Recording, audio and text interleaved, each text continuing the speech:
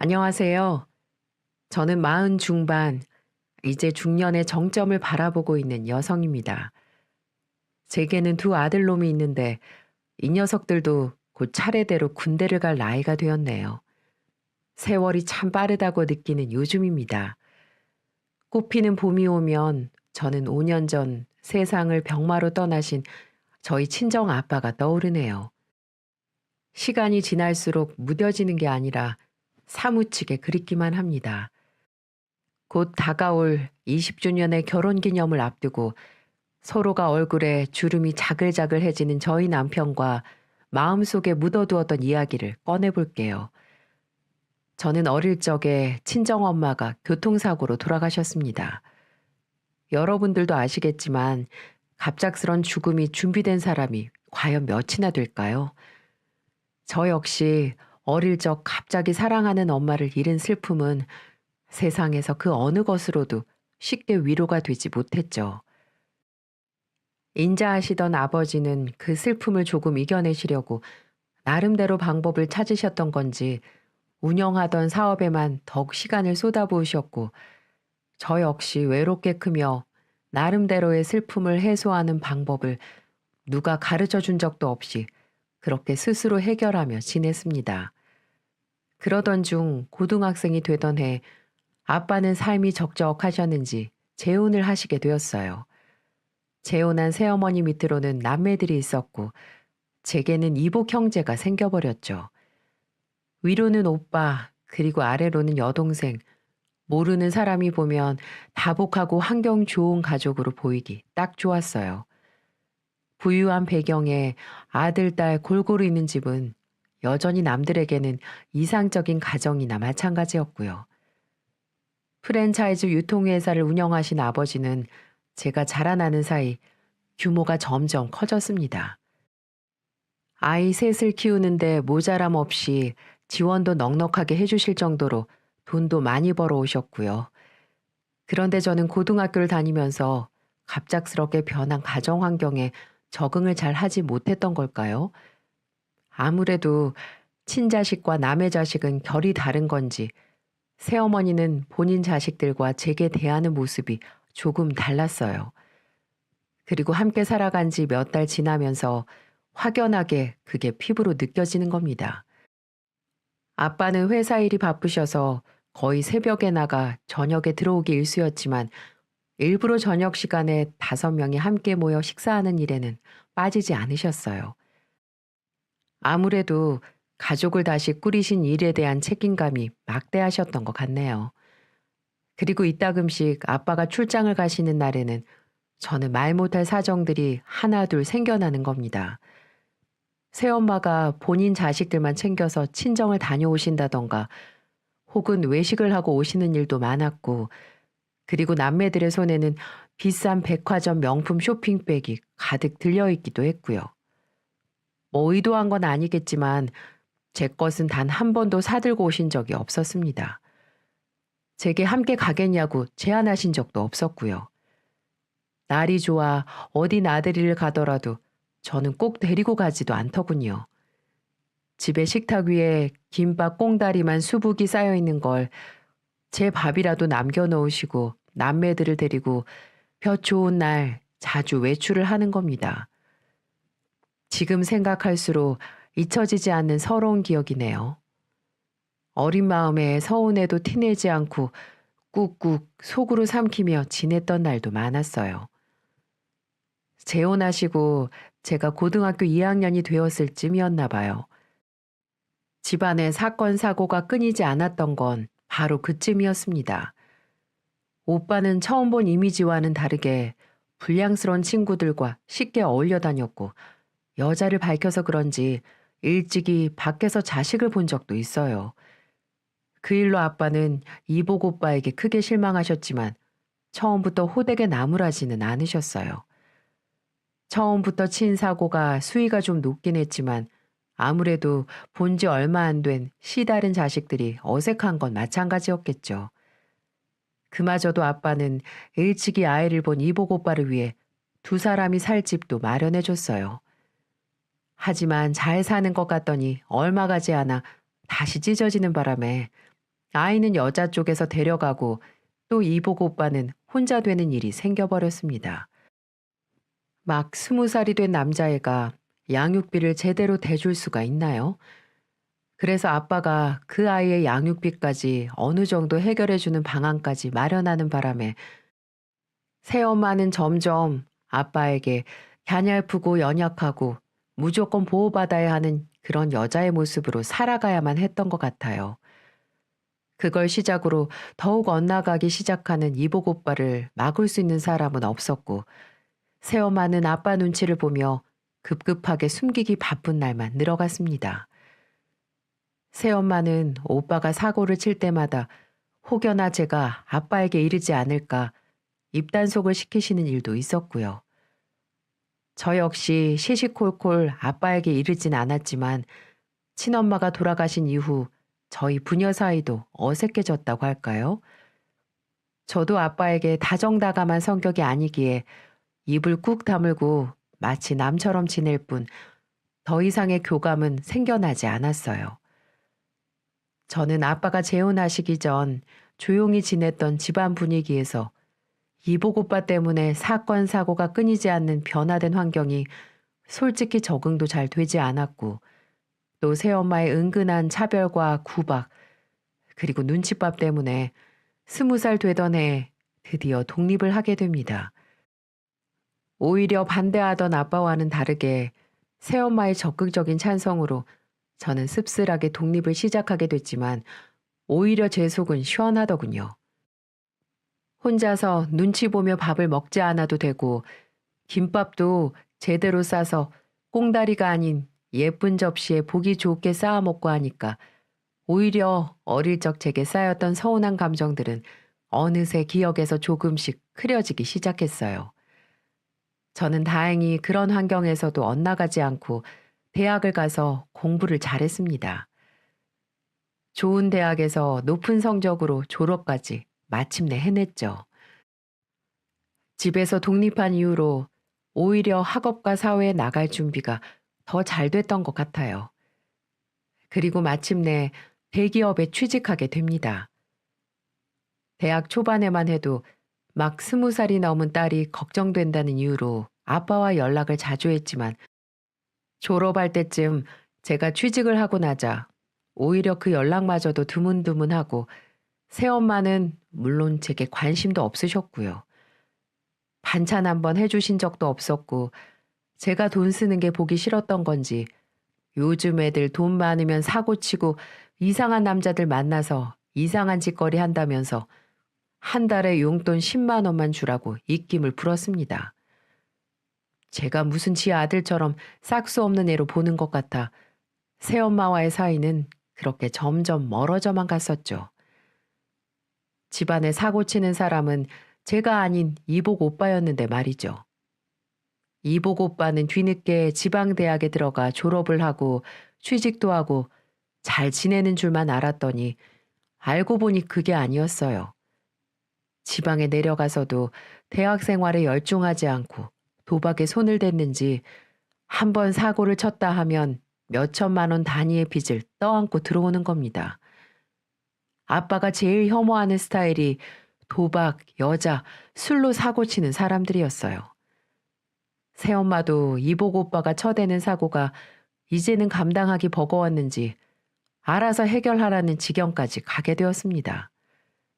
하지만 품 안의 자식이라고 지 아들이 정신 못 차리고 사람들한테 사기를 쳐 또다시 감방에 들어갈 위기가 처해지자 아빠한테 한 번만 살려달라고 무릎을 꿇고 비는 거 있죠. 아빠는 마지못해서 이복 오빠를 도와주긴 했지만 항상 그럴 때마다 말씀을 어떻게 하셨냐면 이번이 마지막이야. 집안에 거머리도 아니고 누굴 닮았는지 왜 내 돈을 벌레처럼 자근자근 가져가려고 해? 한 번만 더 사고 치거나 이런 일로 집안 꼬락선이 어지럽히면 당신하고 네 아들 당장 쫓아낼 줄 알아. 알았어? 이렇게 말씀하셨어요. 하지만 이것도 말뿐이었습니다. 사업하실 때는 강단 있고 뚝심 있는 스타일이셨는데 가족 문제만큼은 마음이 쫌생이처럼 변해서 우유부단 그 자체였어요. 말만 그렇게 하실 뿐 또 사고를 치거나 새엄마가 자기 친정에 돈이 필요하다고 하면 한숨을 내쉬면서도 도와줄 건 다 주셨거든요. 이 모든 건 새엄마 그년의 이빨린 혀놀림 때문이었습니다. 도대체 과거에 어디 출신인지 몰라도 사람을 주무르는 건 대한민국 제일이었거든요. 어린 제가 봐도 거짓말이고 어떻게 한번 돈 뜯어내려는 수작으로 보였지만 아빠는 알면서도 넘어가는지 100만 원, 500만 원, 1000만 원을 그렇게 내놓을 때가 많았죠. 아무튼 저는 이복 오빠와 새엄마에게 배울 점이라곤 눈꼽만큼도 없었어요. 그러니 점점 나이가 먹을수록 가족에 대한 정은 단 1%라도 없다고 보시면 될 것 같네요. 저는 제 나름대로 대학도 졸업하고 좋은 회사에 들어가 번듯하게 자리도 잡았고 남자친구도 생겼습니다. 결혼도 약속한 사람이기에 유일한 핏줄인 아빠에게 소개시켜 주기로 했죠. 어느 날 지금의 신랑을 저희 집에 인사시키러 갔던 첫날 눈에서 딱히 반가워하지 않았던 기색이 역력했던 게 기억납니다. 반가워해 주시길 바란 건 아니었지만 그래도 집안에 맞이할 새로운 식구에게 따뜻한 밥 한 끼는 대접해 주는 게 그렇게 어려운 일인가요? 그날도 여전히 새엄마는 가식적인 모습으로 고상하게 인사만 받으실 뿐 딱히 제 신랑에게 따뜻한 말 한마디나 처갓집 음식 따위는 대접해 주신 적이 없으세요. 그래도 아빠가 첫인사 온 예비 사위에게 뭐라도 대접해야 하지 않겠냐면서 요구를 하면 그제야 제깍 일어나 배달 음식, 그것도 짜장면을 시켜주더군요. 참 믿기 힘드시죠? 하지만 정말입니다. 몸이 안 좋아서 음식을 준비 못했다면서 다음에 오면 꼭 진수성찬으로 대접해 준다고 말하는데 얼마나 제가 황당하던지. 새엄마가 그랬던 건 다 이유가 있었습니다. 제가 자기 아들보다 안정적이고 잘 사는 모습이 보기 싫었던 거죠. 그리고 얼마라도 재산이 저에게 넘어갈까봐 그랬던 겁니다. 그러면서 고상한 장모 노릇을 하려고 하는 거 있죠? 내가 우리 딸을 뱃속으로 낳진 않았지만 얼마나 눈물로 키웠는지 몰라요. 얘가 어릴 때부터 워낙 예의도 없고 욕심이 많아서 그거 내가 뒤에서 감당하려고 얼마나 고생했는지 몰라요. 지금은 뭐 정신 차려서 좋은 대학도 나오고 직장도 다니지만 언제 또 사고 칠지 항상 걱정이네요. 그러니 결혼하거든 단단히 챙겨야 될 거예요. 이건 뭐 개가 짖는 멍멍이 소리인지 학교 다닐 때 사고 한 번 친 적 없었고 항상 예의 바르다고 동네 분들이 그렇게 칭찬을 해주셨는데 예비 남편 앞에서 저를 험담하는 모습을 보고 도저히 참기 힘들더군요. 새엄마, 말 조심하세요. 엄마 대우 바라지도 않으니까 그냥 지금까지 신경 쓰지 않은 것처럼 조용히 있으라고요. 그러자 이것 보세요. 얼마나 싸나운지 알겠죠? 한번 눈 돌아가면 지 엄마도 못 알아본다니까. 이렇게 사람 애간장을 태우는데 정말 미치는 줄 알았습니다. 아빠가 옆에서 저 대신 혼내줘서 저에 대한 험담은 멈출 수가 있었지만 이제는 제 예비 남편을 험담하기 시작하더군요. 애가 겉만 번지르한 게 영 수정이 짝으로 탐탁지가 않네요. 뭐가 어때서 괜찮기만 한데 애가 대학교도 좋은 데 나오고 부모님도 번듯하게 자주성가하시고 보기 좋던데. 아니 남자가 대기업 다니는 게 뭐 대단한 것도 아니고 그렇지 않아요? 겉만 번지르르한 애들 대학 때 여자랑 동거라도 했을지 어떻게 알아요? 앉자마자 자기 명함부터 내미는 게 저는 별로예요. 전 남자친구를 마중하고 돌아와 친정집에 들어서는 순간 현관에서 새엄마와 아빠가 하는 대화 소리에 당황해 마저 인기척을 내지도 못하고 두 분의 이야기를 엿듣게 됐어요. 그렇잖아요. 장인어른이 하는 일이 얼마나 대단한데 수정이 옆에 괜찮은 남자가 붙겠어요? 다들 한 자리씩 차지하려고 하는 놈들이나 붙겠죠. 제가 걱정돼서 하는 말이에요. 엄마잖아요. 자네 말이 맞아. 하긴 돈 보고 대드는 놈도 한둘이 아닐 거야. 그렇죠? 아무래도 잘 지켜보는 게 좋겠어요. 제가 수정이 얼마나 생각하는지 아시잖아요. 제가 여보 만난 거 보면 남자 보는 눈은 확실해요. 아시죠? 아무래도 가정의 큰 기둥 역할이신 아빠가 어렵긴 했던 것 같아요. 조심스럽게 아빠 눈치를 보며 살살 간을 보는 새엄마의 속셈을 알면서도 저는 딱히 대들거나 그 말을 정정하지는 않았습니다. 저만 아니면 된 거였고 그렇다고 아니라고 대들 필요도 없다고 생각했으니까요. 그럴 만큼 정이 쌓인 모녀지간도 아니었는데 아빠에게 오죽했으면 저런 가스라이팅까지 하며 슬슬 간을 볼까 생각이 들더군요. 그날 저녁 두 분의 이야기를 우연히 엿듣게 된 일도 있어서 그런지 그 이후로 부모님이 남친에 대한 훈수나 의심을 두어도 별 대수롭지 않게 생각하게 되었습니다. 그 사이 회사에서 만난 남자친구와 일사천리로 순조롭게 결혼까지 치르게 됐습니다. 그 당시 남자친구였던 제 신랑은 결혼을 앞두고 예비 장인 어르신과 장모에게 잘하고 싶은지 여행을 제안하기도 했어요. 아빠는 부쩍 일만 하고 사셔서 그런지 여행이라면 또 흔쾌하게 반응이 무엇보다 좋았는데 문제는 새엄마였어요. 여행을 가자는 소리에 이런 불평 저런 불평 다 늘어놓으시다가 갑자기 당일이 되니까 말을 싹 바꾸시는 겁니다. 예비 신랑도 은근 장모의 변덕에 실망한 눈치였지만 예의 바르게도 딱히 티를 내진 않더라고요. 저는 다 예약해둔 펜션과 맛집들이 아까워서 아빠라도 모시고 다녀오려고 했는데 갑자기 아빠도 못 가시겠다고 여행 약속을 취소하시는 겁니다. 왜요, 아빠? 무슨 일 있으세요? 네 엄마가 많이 아픈가 봐. 평소에는 잔병치레도 안 하는 사람이 끙끙 앓아서는 아무래도 내가 옆에 있어줘야 할 것 같다. 혼자 잘만 돌아다니는 사람이 오늘은 나보고 꼭 같이 있어달라 그러네. 저희 두 사람은 그렇게 친정집 앞에서 아빠라도 모시고 가려고 했던 계획마저 무산되어 버리자 은근 허탈한 감정이 많이 드는 겁니다. 화가 많이 나기도 해서 제가 집으로 들어가 새엄마 상태를 직접 확인해 보니 세상에나 아프다는 사람이 마스크팩 하면서 콧노래를 부르고 있는 거 있죠? 저는 교묘하게 새엄마가 만들어내는 이 상황에 정말 짜증이 났어요. 자기 자식들이랑 여행 가는 거 좋아하는 여자인데 저희랑 가려니 속이 별로였겠죠.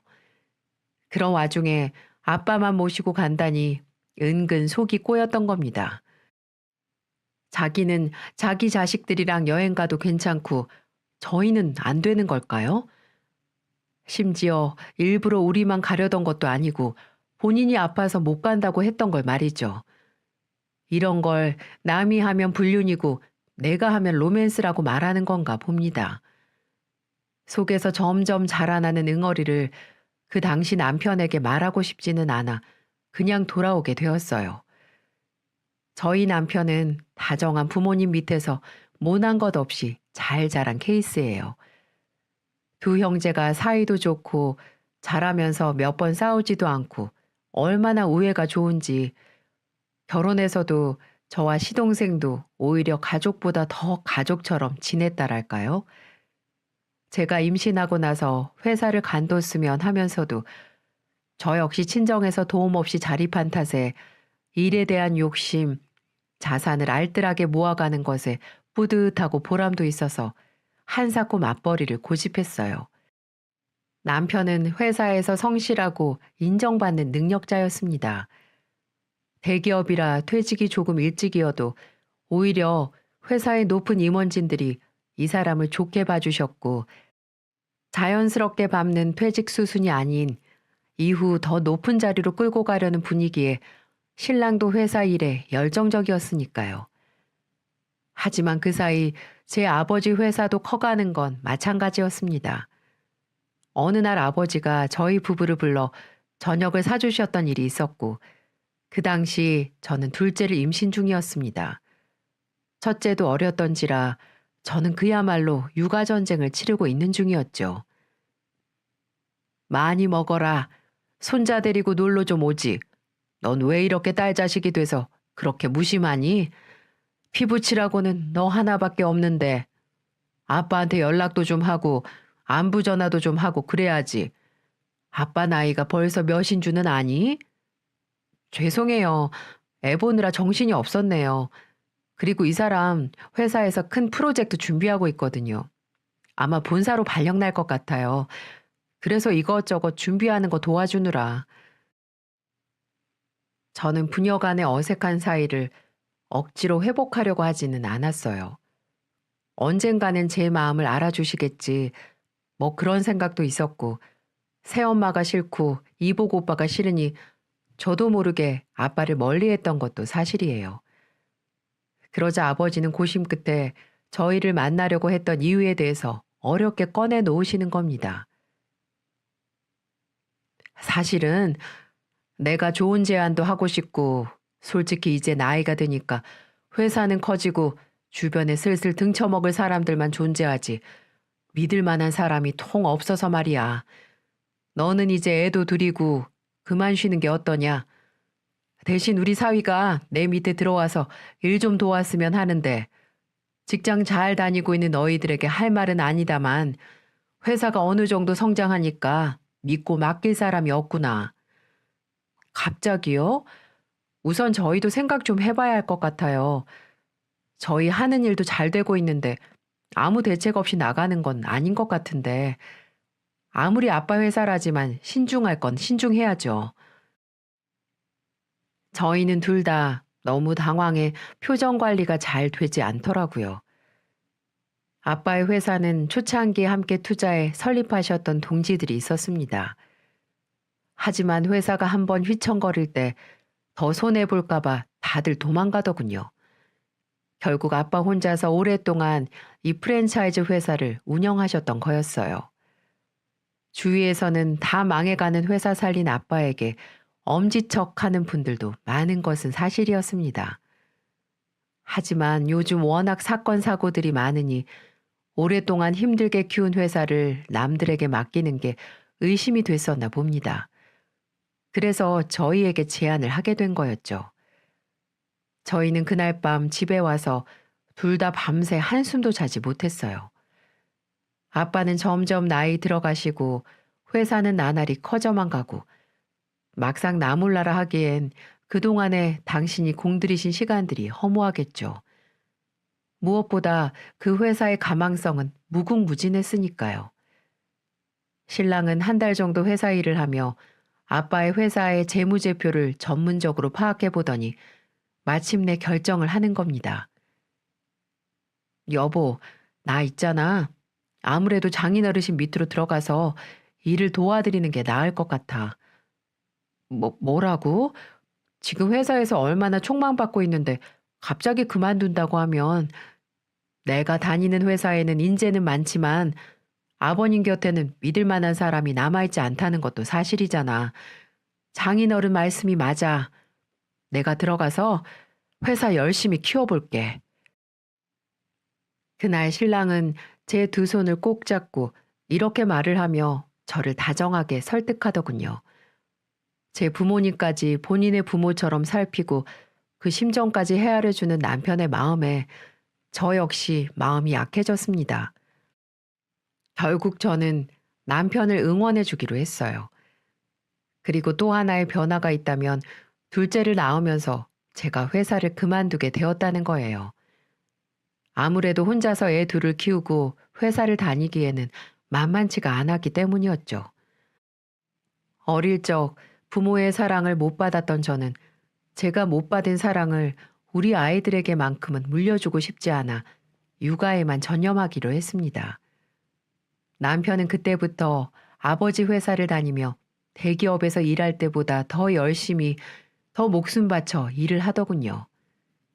그 모습을 보며 얼마나 고맙고 듬직하던지 옆에서 보던 저도 이런 생각을 하는데 같이 회사에서 일하는 아빠의 심정은 어땠을까요? 아마 저보다 더 뿌듯했을 것 같네요. 그리고 저희는 그 인고의 시간을 버티고 또 버텨서 10년이라는 세월을 보냈습니다. 그 이후 아빠 회사가 어떻게 됐냐고요? 남편이 처음 회사를 들어갔을 때보다 10배가 넘는 성장을 한 기적을 이뤄냈습니다. 직원들도 많이 늘었고 전국의 체인점도 많이 늘어나게 됐죠. 하지만 결과가 좋은 일이 생기면 분명 악재는 따르기 마련인가 봐요. 저희에게도 불행이 찾아오게 됐습니다. 아버지는 제 남편이 회사에 들어가 딱 10년 동안 일을 한 기점을 두고 간암 판정을 받게 됐어요. 평소 술을 좋아하시고 당신 몸을 신경 쓰지 않으시더니 결국 병이 나게 된 거였죠. 이곳저곳 전이가 되긴 했지만 가망성이 낮진 않다며 의사는 기적을 보자고 저희를 설득했고 아빠는 본격적으로 항암 치료에 들어갔습니다. 간암 판정을 받았다 하더라도 종종 회사에 나오시는 아버지의 모습에 저희 신랑이 어느 날 의문을 갖더군요. 여보, 이상하게 아버님 건강이 좀 더 빨리 악화되고 있는 것 같아. 왜? 아빠 또 회사에 나오셨어? 좀 쉬라니까. 아휴, 하여튼 말도 안 들으시고. 약은 잘 챙겨 드신다고 하는데 영 식사를 잘 못 챙겨 드시는 것 같은데 주말에 아버님 댁에 좀 찾아뵙자. 신랑의 눈썰미로 찾아뵌 주말에 저희는 충격적인 장면을 보고야 말았습니다. 아빠 혼자 주방 한편에서 라면을 끓여 드시고 계시는 거예요. 저희 부부는 너무 놀라 그 자리에서 양손 가득 보양식을 사간 걸 그대로 들고 얼음장처럼 굳어버렸습니다. 엄마는요? 제가 너무 화가 나서 격앙된 목소리로 묻자 아버지는 마침내 털어놓을 수밖에 없는 이야기를 꺼내시는 겁니다. 안 그래도 너희들 찾아가서 할 이야기가 있었는데 마침 잘 됐다. 앉아라. 라면마저도 입맛을 잃으셨다며 싱크대에 그대로 부어버리시고는 저희를 앉혀놓고 서론이 길지 않게 본론부터 말을 꺼내시더군요. 네 장모가 말이다. 나를 간병하기가 싫은지 어째 요즘 집에 앉아있질 않는다. 그게 무슨 소리세요? 아버님 지금 얼마나 위독한 상황인데요. 의사가 희망이 있다고 말한 게 정말 희망이 있어서가 아니잖아요. 저런 거 드시면 큰일 난다고요. 아버지는 한숨을 깊게 내쉬더니 이어 말하시는 내용에 저희는 두 귀를 의심해야 했습니다. 네 오빠를 글쎄 상무자리 앉혀달라고 하더구나. 네? 뭐라고요? 크네. 여태껏 변변치 않게 뭐 하나 이룬 것도 없고 수정이 너랑 배다른 자식 차별하는 거냐고 며칠 전부터 악을 쓰고 울고불고 살림을 다 때려 부수고 난리도 아니었다. 그 상무자리 앉혀주지 않으면 간병도 안 하고 나한테 간병인 붙여서 살라고 하더구나. 저는 그 말을 듣고 놀라움을 금할 수 없었습니다. 오히려 차별한 건 새엄마였으면서 그딴 소리를 했다는 소리를 듣고 역시 남은 남이라는 생각이 들 수밖에 없었어요. 저는 너무 억울해서 아빠에게 소리를 지르게 되었죠. 아빠, 이 사람 능력 보고 데려가신 거잖아요. 차별이라뇨. 제 남편이 이 회사 키우려고 밤낮 없이 전국을 뛰며 일했어요. 누구보다 아빠가 더 잘하실 거 아니에요. 근데 이제 와서 그 망나니 같은 놈, 이 회사 이바지한 게 하나도 없는 놈한테 상무 자리 앉혀달라고요? 그럼 우리 남편보다 직위가 더 높은 거밖에 안 되잖아요. 아빠는 제 물음에 말없이 고개만 숙이셨습니다. 아빠는 이미 마음의 결정을 내린 듯 보였어요. 아빠는 제가 생각했던 것보다 새엄마와 이복 오빠를 끔찍이 생각했을까요? 아니면 몇십 년을 살았던 사람들이 떠날 수 있다고 생각하니 외로우셨을까요? 그 순간 남편은 한숨만 푹푹 쉬어대다가 결국 그 자리에서 아빠에게 힘을 실어주더군요. 정말 바보 같았습니다. 그렇게 하세요, 장인어르신. 뭐? 그, 그래도 되겠나? 별 수 있겠습니까? 이미 장인어른 마음 먹으신 것 같은데 자식들이 이래라 저래라 하는 건 아니죠. 그리고 저는 장인어른이 혼자서 이렇게 라면 먹고 외롭게 지내는 걸 원하지 않습니다. 어머니 방법이 잘못되긴 했지만 아마 어머님 입장에서도 아버님이 당신 아들은 신경도 안 쓰고 사위만 챙기려고 하니까 불안하실 만하죠. 저는 괜찮으니 아버님 뜻대로 하십시오. 이러는 겁니다. 착해도 이렇게 착해 빠질 수 있을까요? 남편이 그렇게 말을 하자 아빠는 사위의 손을 잡아주며 연신 고맙다고 말씀을 하시더군요. 이 은혜는 꼭 잊지 않겠다면서 말이죠. 전 그 순간 아빠의 얼굴에 정말 인간의 본성을 보았던 것 같아요. 평생 부려먹던 사위는 온데간데 없고 자신의 목숨을 두고 이러는 모습은 정말이지 실망 그 이상이었습니다. 저희는 그날 집으로 돌아와 10년 전 그랬던 것처럼 밤새 잠을 못 이뤘던 밤을 지샜네요. 그리고 얼마 가지 않아 나타난 새엄마는 그 조건을 들어준다는 이유로 아빠 병간호를 잘 하시겠다는 각서까지 쓰셨고 개망나니 같은 제 이복 오빠는 남편이 다 차려놓은 밥상에 수저만 올려놓는 꼴이 돼버렸습니다. 그 이후로 아버지는 새엄마에게 극진한 병간호를 잘 받으셨어요. 남편이 회사에서 가끔 마주쳐도 안색이 좋아지시는 게 보일 만큼 건강한 게 보인다며 좋아하는 겁니다. 저는 그 말을 들으면 안도의 한숨을 쉬면서 그래도 새엄마가 정신을 뒤늦게 차렸나 보다 라고 생각을 했었죠. 하지만 그건 저만의 착각이었다는 사실을 오래가지 못하고 알게 됐어요. 이복 오빠가 사장 자리에 올라간 딱 1년 지난 시점에 아빠는 시한부 판정받고야 말았습니다. 시한부 판정을 받고 오래가지 않아 수척해지는 속도가 굉장히 빨라지셨고 하루하루 말라가는 모습이 제 마음을 아프게 했습니다. 그래서 저는 남편에게 주말에 아빠에게 같이 다녀오자고 했죠. 그런데 평상시 같으면 먼저 나서서 그러자고 했을 사람이 그날은 저 혼자 다녀오라는 겁니다. 이유를 물어봐도 대답해 주지 않았어요. 그래서 어쩔 수 없이 저 혼자 평소 아빠가 좋아하시는 갈비찜과 김치전을 포장해 친정으로 향했어요. 그리고 집으로 들어서던 순간 저는 정말 그 자리에서 주저앉고 말았습니다. 새엄마는 어디 갔는지 온데간데 없고 아빠 혼자서 처량한 늙은이처럼 찬물에 밥 말아서 드시고 있더군요. 늘어진 나시와 반바지는 영락없는 불황자 같았어요. 저는 그 자리에서 아빠를 끌어안고 하염없이 그저 울기만 했습니다. 아빠, 지금 왜 혼자서 거지처럼 이렇게 밥을 먹고 있는 거야? 새엄마는 어디 가고 아빠 혼자서 이렇게 초라하게 먹고 있냐고. 도대체 무슨 일이 있었던 건데. 난 괜찮다. 음식이 입에 안 맞아서 밥을 물에 말아 먹었을 뿐이야. 유난 떨지 마라. 누굴 바보로 봐요? 아빠가 돈이 없어, 가족이 없어.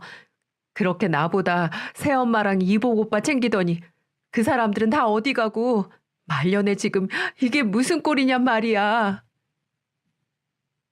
저는 아빠를 부여잡고 피눈물을 흘렸습니다. 원망의 눈물도 있었고 너무 아빠를 딸로서 제가 신경 쓰지 않은 것 같아 죄스러운 마음도 컸어요. 아빠는 고개를 숙이며 눈물을 삼키시는 듯 했습니다. 저는 서둘러 아빠에게 따뜻한 밥을 해드리고 평소 좋아하시던 반찬도 해드렸습니다. 그리고 조금 뒤 초인종이 울리더군요. 저는 새엄마가 외출해서 돌아왔나 싶어서 인터폰을 봤는데 세상에나 그렇게 같이 가자고 해도 안 간다고 했던 남편이 서 있는 겁니다. 그리고 문을 열어줬더니 한 손에 막걸리 5병을 사와서는 꺼내는 거예요. 그리고는 거실에 앉아 혼자서 막걸리를 마셔대는 거 있죠? 장인어른에게 인사도 안 하고 다짜고짜 막걸리부터 원샷 때리는 남편을 보고 얼마나 어이가 없었던지요. 그러면서 콧노래까지 부르는 겁니다. 마치 미친 사람처럼 말이죠. 저는 그 모습을 보면서 사람은 나이가 들면 변하는 건가, 그게 아니면 이제 아빠 죽을 때가 되니까 변한 건가, 그럼 그동안 잘해온 건 연기였던 건가, 별의별 생각이 들던 와중에 아빠가 남편 눈치를 보다가 마주 앉아 대작을 하시더군요. 하지만 얼큰하게 취한 저희 남편, 맞은편에 앉은 장인 어르신을 빤히 보다가 결국 한마디를 내뱉었어요. 장인어른, 한 잔 드릴까요? 저는 놀란 얼굴로 남편의 손을 잡고 말했습니다. 미쳤어? 아빠 지금 환자야. 어디 술을 들여? 아, 이거 놔봐. 드실 거예요? 말 거예요? 저는 남편의 말투가 조금 거칠다고 느껴졌습니다. 평소 어르신들에게 하는 말투가 아니라 너무 놀라서 굳은 표정으로 바라봤어요. 그래, 한 잔 주게. 아빠가 고민 끝에 잔을 들어 사위에게 내밀자 그 뒤로 술을 따르며 제 남편이 한 말은 더더욱 충격이었습니다. 그러세요. 아니, 한 잔 말고 2잔, 3잔은 어떠세요? 그래야 얼른 빨리 죽죠. 이왕 드시는 거 쭉쭉 들이키십시오. 뭐야? 자네 그게 무슨 막말인가? 아무리 내가 이 꼴이 길었으니 죽게 생겼어도 말이지. 저는 너무 놀라 양손으로 입을 막은 채 신랑과 아빠가 하는 말만 그저 지켜볼 수밖에 없었습니다. 막말이요? 지금 막말이라고 하셨습니까? 장인어르신이 여태껏 제게 하신 건 더한 막장이었습니까? 내가 도대체 못해준 게 뭐야, 이 사람아. 네가 대기업에서 받아가는 돈만큼 이제 받아가지 않는가? 대기업이요? 하, 장인어르신, 저 지금 그 회사 계속 다니고 있었으면 이 사람 이렇게 개고생하면서 애들 안 키웠어요. 아세요? 저 10년 동안 하루 6시간 이상 자본 적도 없습니다.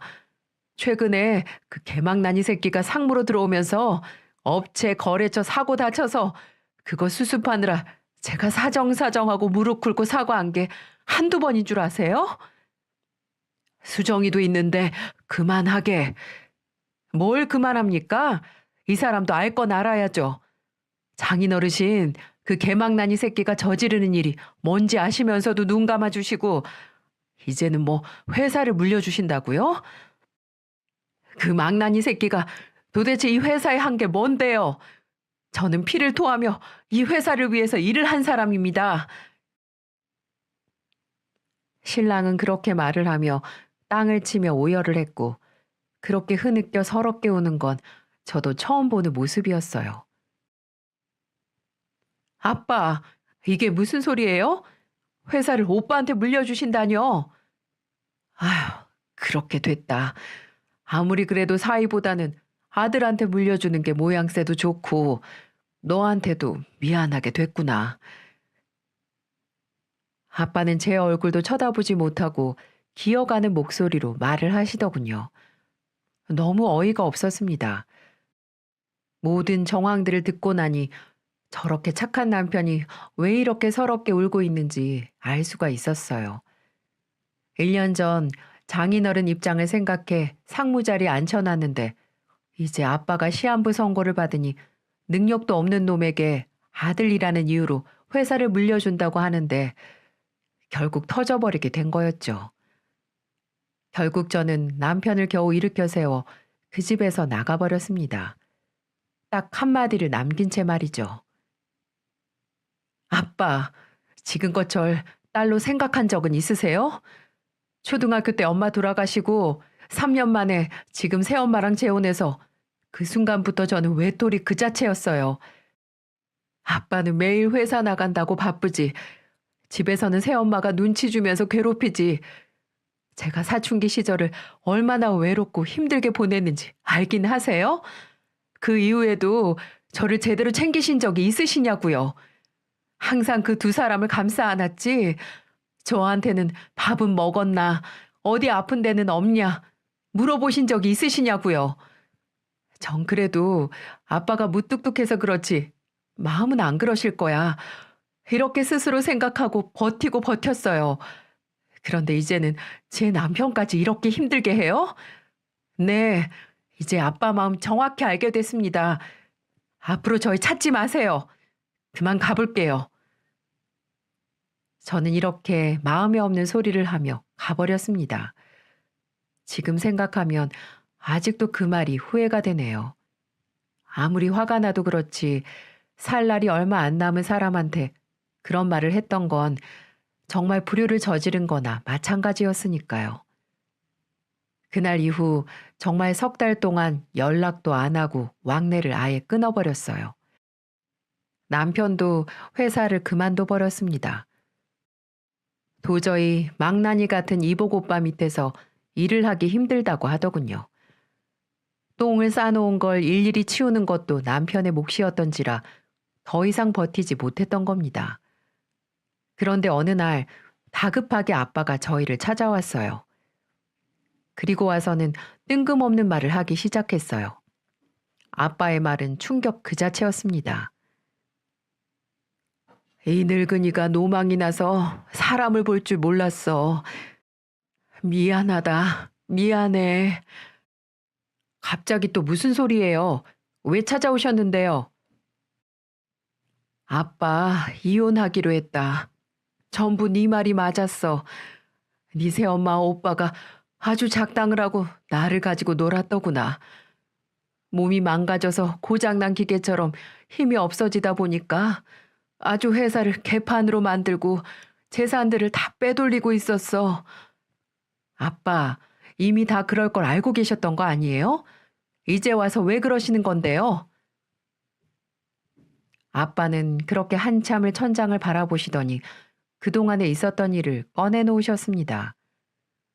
오빠를 회사 대표로 물려준 이후 새엄마와 아빠는 회사를 막장으로 운영해 나갔다고 하더군요. 그리고 아빠 병세가 점점 안 좋아질 무렵 말도 안 된 행동들을 하기 시작했다고 했습니다. 가장 결정적인 건 아빠는 명함만 대표라는 타이틀을 줬지 실질적인 회사 재무라든지 회사 자산들은 맡기지 않았다고 했어요. 오랫동안 일하며 믿었던 직원들에게 잘 감시하라고 했다고 하더군요.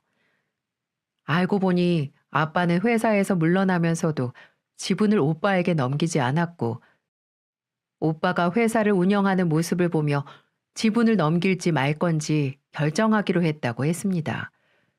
그렇기 때문에 회사의 실질적인 주인은 아빠나 다름없었던 거였죠. 하지만 시간이 갈수록 회사 실적은 악화됐고 오빠가 사고를 치고 다니는 바람에 회사 이미지도 급작스럽게 안 좋아졌다고 하더군요. 그래서 회사 지분을 차일피일 미뤘던 건데 그때부터 새엄마와 오빠가 회사 지분을 본인들이 아닌 저와 남편에게 넘길까봐 꾀를 썼던 모양이었어요. 그러던 어느 날 거실에서 새엄마와 오빠의 충격적인 대화 내용을 듣게 되었고 그때부터 모든 증거들을 수집했다고 했습니다. 그건 바로 강제로 아빠 회사를 빼돌리려고 계획을 했던 거였죠. 정말 바보 같은 사람들이었어요. 아빠 인간과 유언장만 있으면 회사가 자기들한테 넘어갈 거라고 생각했나 봅니다.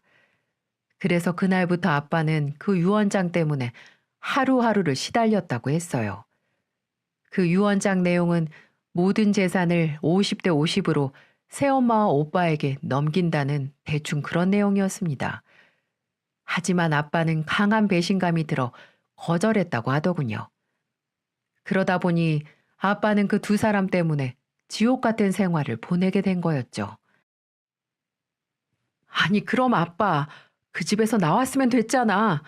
왜 그 사람들한테 당하면서 그 집에서 있었던 건데? 몸도 안 좋은 양반이 왜 그 지옥 같은 생활을 버텼냐 말이야. 그 두 년놈들에게 내 재산을 한 푼도 주기 싫어서 그랬다. 뭐? 그게 가능해? 그게 무슨 말인데?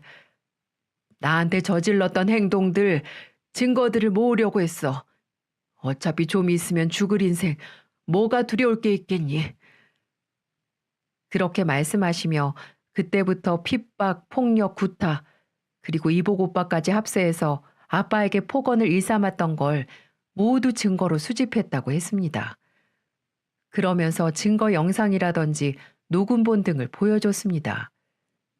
그 영상에는 아빠 손을 잡고 강제로 유서를 작성하게 하려는 그 개 같은 이복 오빠, 그리고 옆에서 얼른 써! 좋은 말로 할 때 쓰지 못해? 이렇게 악마처럼 부추기는 새엄마 그년의 모습이 담겨져 있었고, 또 다른 영상에는 엄마가 아빠 머리채를 잡고 회사 지분 넘기라고 폭행한 장면들도 있었습니다. 아빠는 그 증거들을 모으려고 그 지옥 같은 곳에서 한동안 생활해 왔던 걸로 보였어요. 그 영상을 보고 저는 아빠가 얼마나 아프고 괴롭고 고통스러웠을지를 생각하니 그대로 주저앉고 말았어요.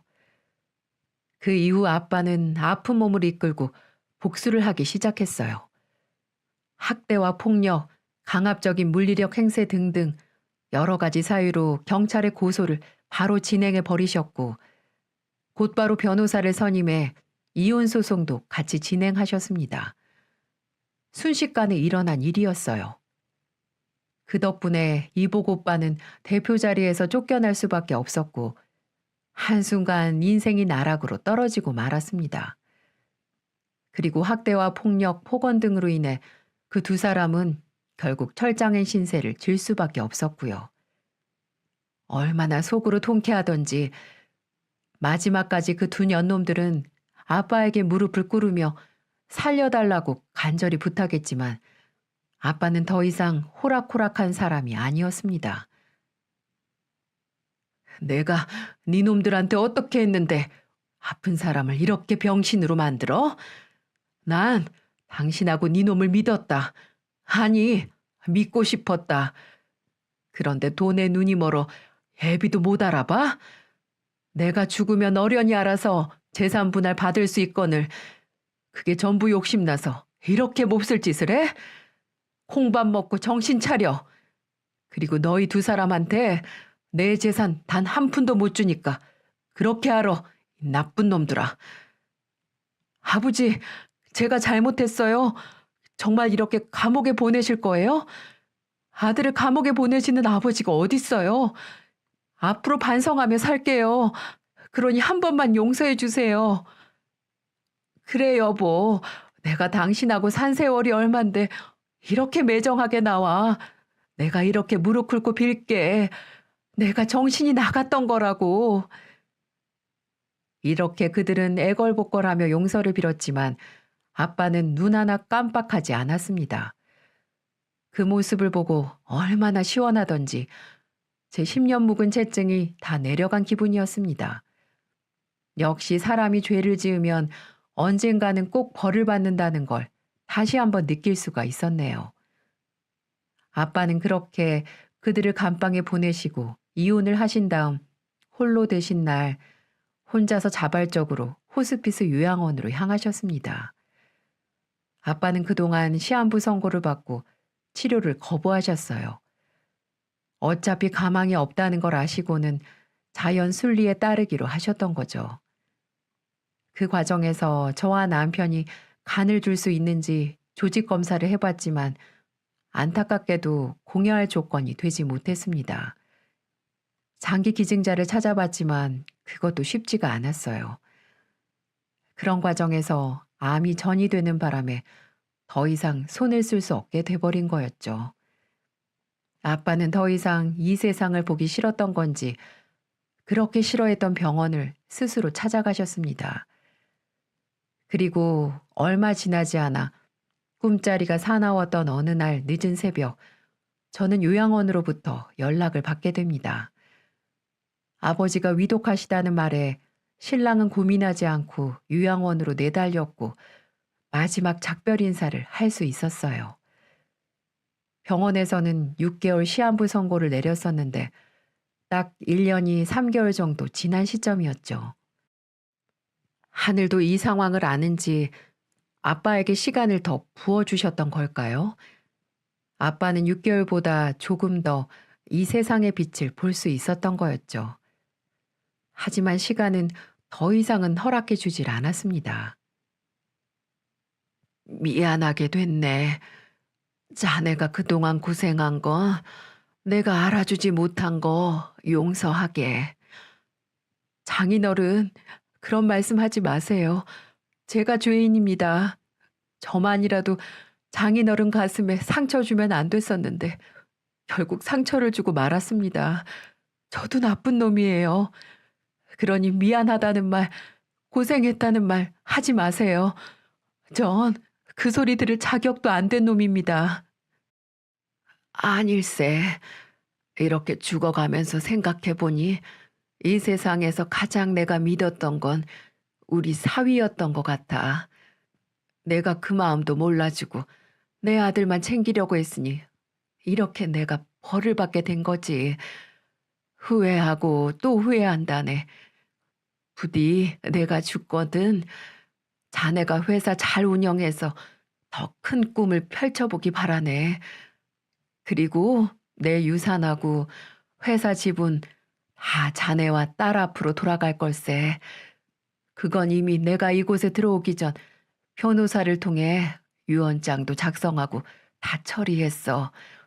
내 마지막 부탁이라 생각하고 받아주게나. 그리고 내 사랑하는 우리 딸, 아빠가 미안하구나. 내가 그동안 너무 무심하고 미웠었지. 마음은 항상 우리 딸을 사랑하고 있는데 왜 지금껏 그렇게 표현을 못했던 건지. 이 세상에서 내 핏줄만큼 사랑하는 사람이 또 어디 있겠나. 그러니 수정아, 아빠가 그동안 못해줘서 미안하고 마지막으로 꼭 이 말을 해주고 싶구나. 수정아, 사랑한다. 아빠. 아빠의 그 말을 마지막으로 병원은 눈물바다가 되고 말았습니다. 숨을 가쁘게 쉬면서 고통스러워 하시더니 1시간도 못 가 눈을 감고 마셨어요. 저보다 더 슬퍼하는 사람은 바로 남편이었습니다. 아빠를 안아주며 얼마나 오열을 하는지 감정이 북받쳐서 자신이 침을 흘리고 울고 있는 것도 모른 채 오열을 하더군요. 그렇게 우리는 아빠를 하늘나라로 보내드릴 수밖에 없었습니다. 아빠의 유언대로 햇빛이 잘 드는 납골 땅에 모셨어요. 지금도 틈틈이 시간을 내 아빠를 찾아뵙고 있고 남편은 회사가 힘들거나 고민이 많을 때 홀로 아빠를 찾아가기도 하고요.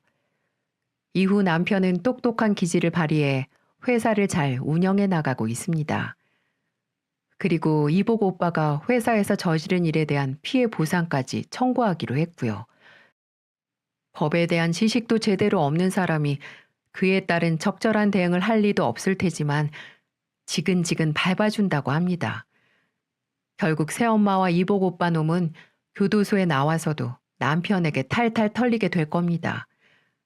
아빠를 대신해 사회 나와서도 발을 못 붙이게 만들 거라고 벼르고 또 벼르고 있습니다.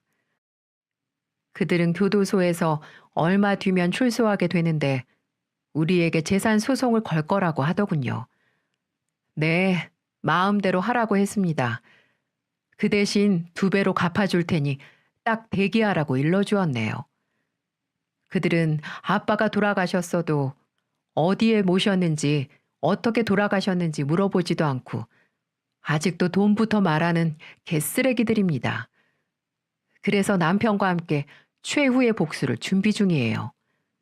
옛말에 사필귀정이라는 말처럼 남의 것을 탐내다 보면 가진 것마저 잃게 된다는 걸 뼈저리게 느끼게 해주려고 합니다. 제 사연은 여기까지입니다. 아마 제 사연을 들으시며 분노하고 화나고 열받는 분들이 많으실 텐데 아마 저와 같은 일을 겪어보신 분들이 의외로 많으신 것 같습니다. 뉴스만 잠깐 틀어도 정말 말도 안 되는 사건들이 판을 치는 세상이니까요. 이걸 보시는 시청자분들은 저와 같은 일 절대 겪지 마시길 바라고요. 앞으로 저는 저희 가족 잘 내조하며 열심히 살아가도록 하겠습니다.